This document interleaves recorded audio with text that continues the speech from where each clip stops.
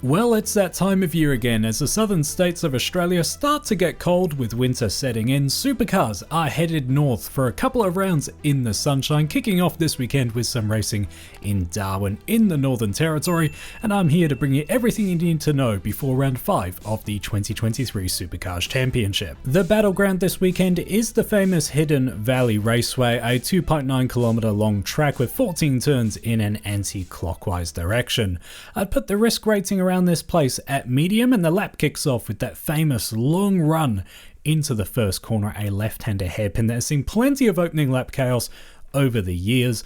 If you survive that one, you've got a awkward little chicane that flicks to the right and then the left, and then up into turn 5, a medium speed right-hander, followed by a short shoot into yet another hairpin, this time to the left.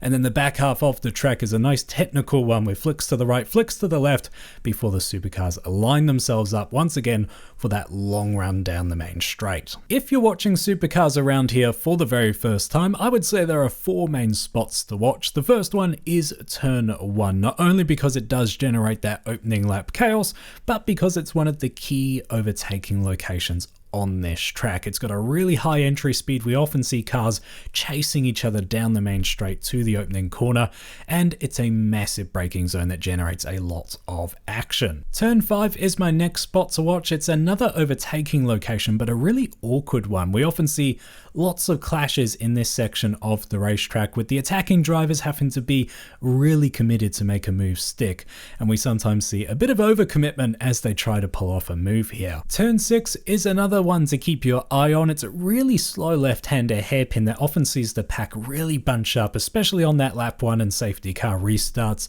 It often feels like drivers are actually quite surprised at how soon this one comes up on them, and as I said, when they're in a pack, that can lead to incidents.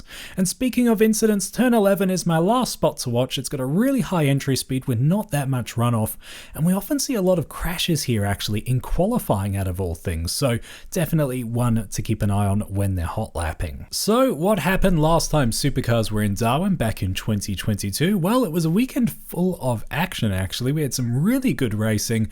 We saw 3 different winners from 3 different races, with Anton De Pasquale, Cameron Waters, and Chaz Mostert all taking home some silverware.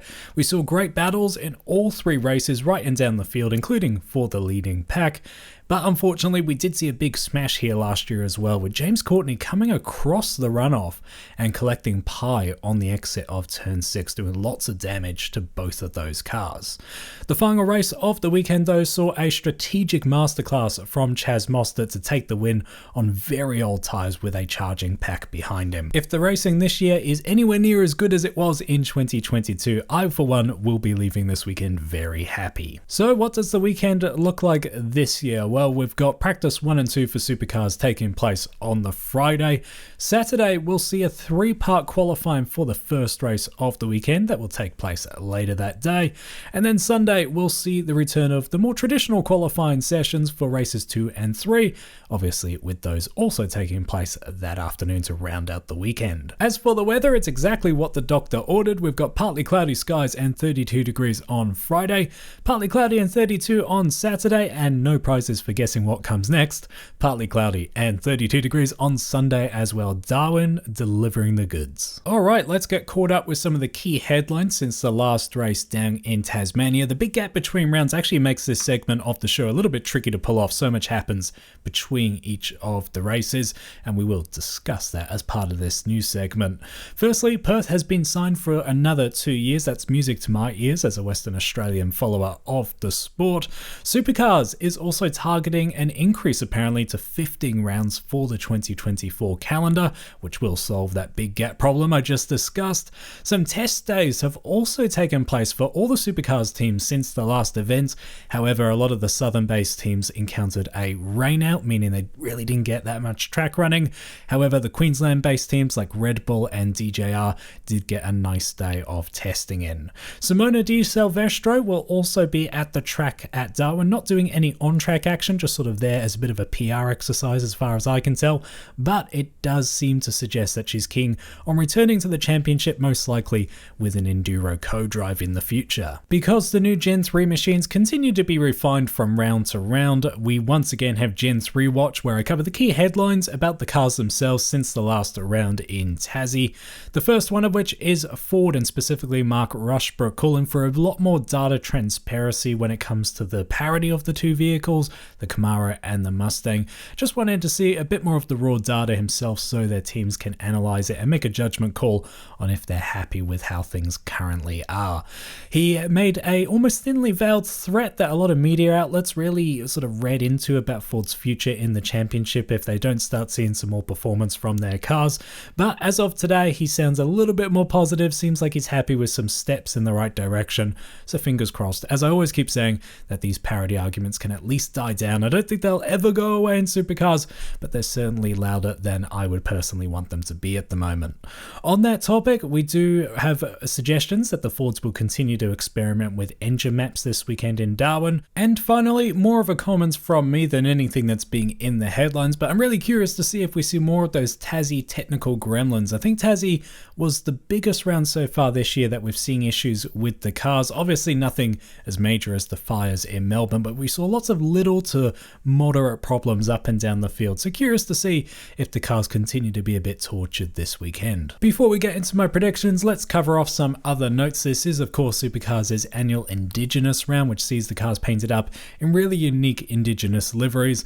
Let me know which ones have caught your eye so far. My personal favorites so far, I think, I like what they've done with the new long cars. I feel like the Indigenous livery fills in a lot of blank space on those vehicles, so I like where that one's gone.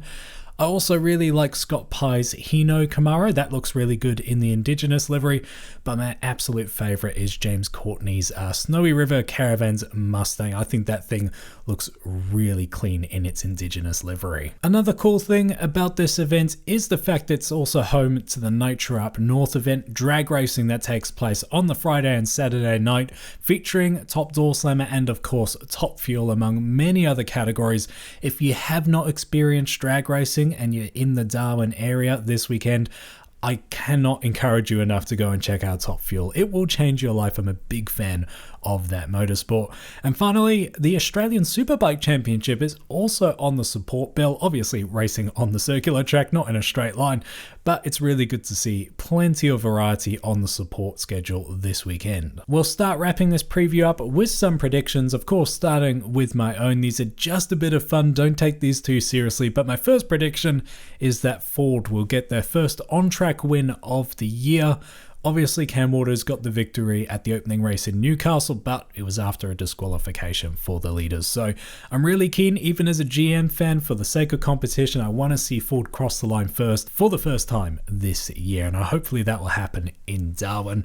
I'm also predicting a slump for Erebus. A bit hard to quantify what a slump is by their very high standards this year, but I will kind of get a gradual read on that. At most, I'm expecting, a maximum of 1 or 2 podiums between their two drivers over the course of the 3 races. I think that's how I'm going to sort of justify whether or not they take a dip in performance. And finally, my last prediction is not a good one. As I said, I don't want these to happen necessarily, but with the hot conditions, I'm suspecting we might see another Gen3 fire. Not necessarily the same problem we saw in Melbourne, but if something's going to find a limit of how much heat it can take, surely it's going to be this weekend where that rears its head. So fingers crossed not, but they are my 3 predictions. As always, I like to get you guys involved in these videos, so we've got some predictions from you guys and some very bold ones at that. I'm a big fan of some of the predictions that have been made from you this weekend. First one here from Max Jones saying Penrite returns to the podium. I think this is a good shout actually. This team have just been gradually building, especially considering they've got a rookie in one of their cars, and I'm hoping that soon it's going to come together. They've shown plenty of glimmers of hope, so fingers crossed they can get on that podium this weekend. The next prediction comes from Xavier, who mentions a key talking point I actually missed earlier, and that's a wild card on the podium. Now, this is a bold call given Zane Goddard is making his first appearance since Bathurst last year, I want to say, in the super cheap Camaro, which is a wild card this weekend in their prep for Bathurst. They've got him on track this weekend, so keen to see how he goes, and hopefully, as Xavier's predicting, a good performance, because I want to see Zane Goddard bounce back from that rough last outing at the mountain. And then finally, Carl Hocking also has some good vibes about Goddard, guessing a top 5, but the other prediction he made here is Jack Smith finishing a race in the top half of the field that's 12th or better. I really like this one. It's more of a bold one. Jack Smith hasn't had the best run of late, so fingers crossed for Brad Jones Racing. They do have a stronger weekend with that car. As always, be sure to tune in to my post-round review when Darwin wraps up next week as I check back in on some of these predictions, see how we all went. But looking ahead to the on-track action, it's not just supercars, it's not just drag racing in the night. We've got plenty of support categories. I mentioned the Australian Superbikes earlier on track, Aussie racing cars, which will sure put on a slipstreaming show down that big long front straight, Porsche Carrera Cup, I believe featuring Fabian Coulthard as well, and combined sedans to keep the track action going day and night. Let's turn our final attention back towards the main game with the championship standings. Brody Kostecki leads in Erebus 1-2 with Will Brown still behind him. Chaz Mostert still doing quite well up there in third, followed by Shane Van Gisbergen in fourth, and Brock Finney down there in fifth. The top 5 all quite close together. Truth be told, the whole top 10 is still pretty packed up when you consider the points awarded in supercars. Then on the team side of things, Erebus continued to lead the way with Red Bull hot on their heels in second. Tickford doing surprisingly well considering how many rough races they've had this year, up there in third.